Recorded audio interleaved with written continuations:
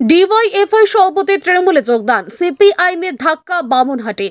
বামুনহাট এলাকায় বামপন্থী রাজনীতিতে বড় সড় ভাঙন। গতকাল রাতে ব্লক 2 তৃণমূল কংগ্রেস সভাপতি দীপক কুমার ভট্টাচার্যের বাড়িতে এক যোগদান কর্মসূচিতে ডিওয়াইএফআই এর লোকাল কমিটির সভাপতি ইব্রাহিম মিয়া, সূর্য বর্মন ও সাদ্দাম হোসেন তৃণমূলে যোগ দেন। তিনজনই দীর্ঘদিন ধরে সিপিআইএম এর সঙ্গে যুক্ত ছিলেন, ছাত্রজীবন থেকেই রাজনীতিতে পা রেখেছিলেন এবং বিভিন্ন সময়ে একাধিক বামপন্থী আন্দোলনে সক্রিয়ভাবে অংশ নিয়েছেন। তাদের এই দলবদলকে এলাকায় বাম রাজনীতির জন্য বড় ধাক্কা হিসেবেই দেখছে রাজনৈতিক মহল। যোগদান অনুষ্ঠানে তৃণমূল ব্লক সভাপতি দীপক কুমার ভট্টাচার্য বলেন, ইব্রাহিম মিয়া সহ এই তিনজনের যোগদান তৃণমূল কংগ্রেসের যতটা লাভ তার চেয়েও বড় ক্ষতি সিপিআইএমের।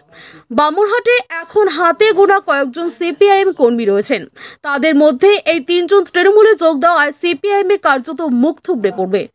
যোগদানের কারণ ব্যাখ্যা করে ইব্রাহিম মিয়া বলেন, বর্তমানে রাজ্যের অধিকাংশ বামপন্থী নেতা তৃণমূল কংগ্রেসে যোগ দিয়েছেন। আমরা চাই সকলে মিলেমিশে একসঙ্গে কাজ করতে, সেই ভাবনাতে তৃণমূলে আসা। এই রাজনৈতিক পালাবদলের প্রভাব আগামী দিনে বামুনহাটের রাজনীতিতে কতটা পড়ে সেটাই এখন দেখার বিষয়। আকাশ ছোঁয়া ইটের দাম বাড়ি তৈরিতে দিচ্ছে বাধা? তবে ইট কেন, সিমেন্ট ব্লকে তৈরি করুন, খরচ হবে আধা। শাহিনা এন্টারপ্রাইজ, এখানে আধুনিক মেশিনে তৈরি করা হয় সকল প্রকার ব্লক, যা দেখতে খুবই সুন্দর ও অত্যন্ত মজবুত। সুলভ মূল্যে ব্লক পেতে দ্রুত যোগাযোগ করুন 9844468001 অথবা 8436885659। Okhrabari, Shahina enterprise, Gitaldaha road. আপনারা যে আজকে তৃণমূলে যোগ দেন, কি বলবেন আপনি? আসলে সবাই আছে, সবাই একসঙ্গে ভাবি। আসলে আমি সিপিএম এর কি পদে ছিলেন আপনি? ডিওয়াইএফআই বামুনহাট লোকাল কমিটির সভাপতি। বামুনহাট লোকাল কমিটির সভাপতি।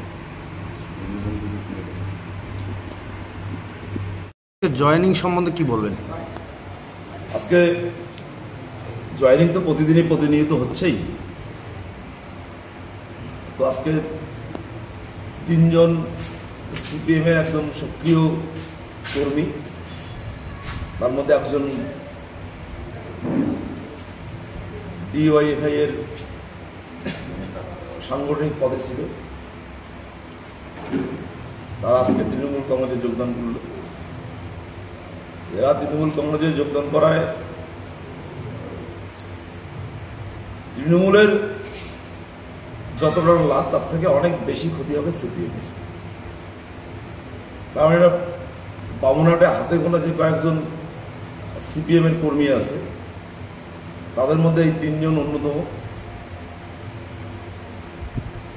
এখানে সিপিএম এর কথা বলার মতো এরাই মূলত লাখ লাখা থেকে শুরু করে যে কোনো কর্মসূচি পালনে এরাই সামনের সারিতে থেকে করার চেষ্টা করত।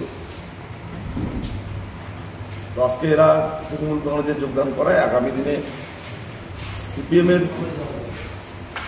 অবশিষ্ট বলে আর তেমন কিছু থাকলো না। বলতে গেলে প্রায় বামুনহাট অঞ্চল থেকে সিপিএম প্রায় নিচ্ছিল।